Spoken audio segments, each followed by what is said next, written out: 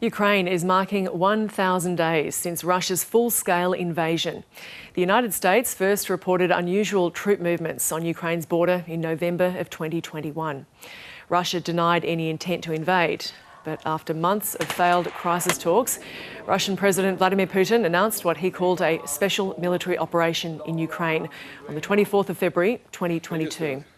He said it was in defence of Russian citizens in Ukraine. Circumstances require firm and immediate action from us. I decided to conduct a special military operation. Anyone who tries to stop us and threaten our country and people should know Russia's response will be immediate and lead to consequences you have never faced in your history. In the following hours, the Russian army invaded the former Soviet bloc nation from 6 directions. Hundreds of thousands of troops entered the country from the east and south, while paratroopers and a column moving south from Belarus sought to encircle and capture the capital, Kyiv. The Russian military has begun a brutal assault on the people of Ukraine.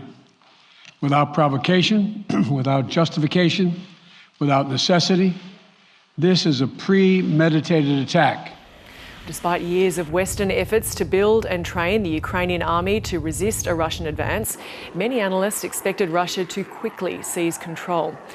But rather than surrender in the face of the Russian advance, Ukrainian President Volodymyr Zelensky ordered a general mobilisation.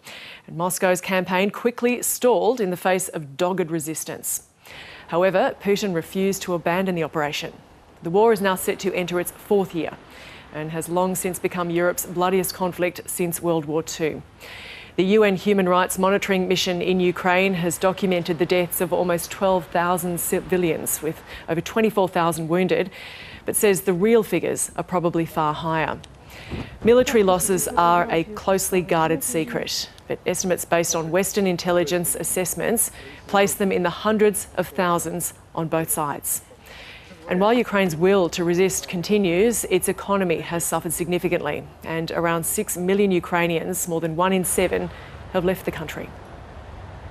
Everybody predicted that we would not last longer than 10 days or even 100 days, let alone 1,000 days. So we are still there, we are fighting. It's been tough, especially in the 3rd year of this war. People feel traumatized, they feel the fatigue.